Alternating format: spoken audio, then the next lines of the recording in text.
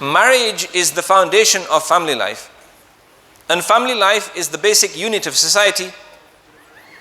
Allah Azza wa Jal has given us many detailed rulings relating to family life and marriage.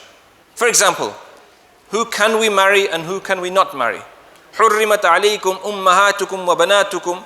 Allah Ta'ala gives us a list of all the blood relatives that you can't marry.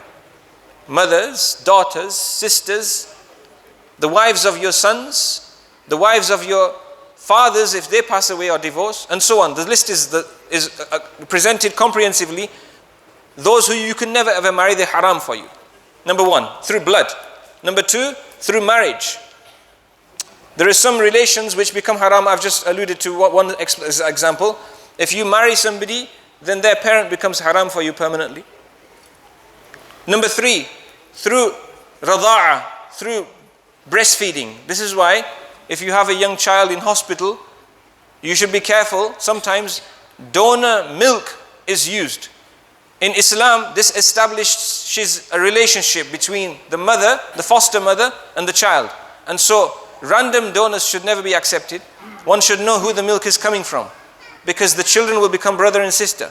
And it's easily possible that two people come into contact in life and then go into a marriage without knowing that they are brother and sister through the milk.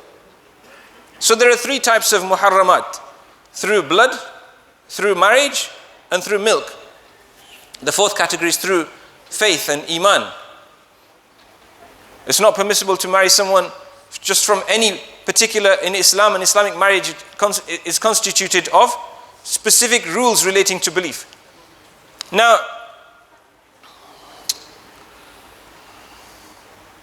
family life, while on the one hand, this is the foundation of society, on the other hand, it's extremely fragile. And as we move forwards, we find a lot of instability in family relationships, in families.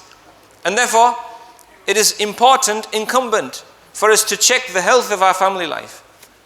I often think that there should be a course which is mandatory, which we encourage all our young people to participate in. We do have courses from time to time. But every individual going into marriage should participate in such a course, such a class. People go into marriage without having any clue of their obligations and rights. And then we should be checking on the health of young couples after they get married.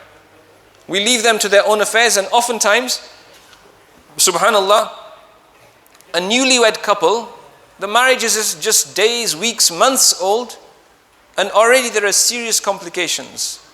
And the people who are supposed to be supporting the two are often responsible for either inaction or playing a negative role. It's incredibly important that as a society, we support young people so that they can get married in the first place. So that they can get married in the first place. And support them after marriage, so that the marriage is stable. क्या कर रही है?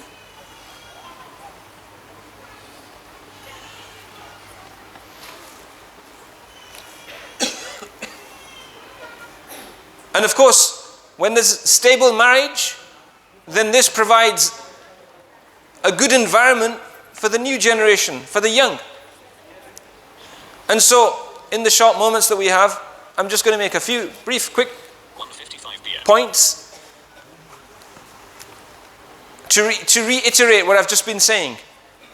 We encourage young people who are getting married or who have just got married to fear Allah subhanahu wa ta'ala and to study the subject of marriage. And I'm not talking about finding wishy-washy fatwas when you've messed everything up and you want to fix a broken marriage in a way that's not permissible. This is what people are doing all the time. They'll divorce their wives and then continue to live with them. We're talking about learning what you can and cannot do. The fiqh of marriage, the fiqh of the household, the fiqh of the bedroom, the halal and the haram, the confidentiality of marriage, the mutual respect, appropriate treatment, appropriate language. That one and the other, neither abuses the other. Each one is respectful to the other, even when there's a disagreement. These are the reminders that we need to constantly focus on. And then for those who are already married as well, if you haven't, go back to the basics. Open the books, read on this subject, learn, attend circles and halaqat. And then if there are problems in family life, let's try to resolve them and fix them. May Allah subhanahu wa ta'ala grant us tawfiq.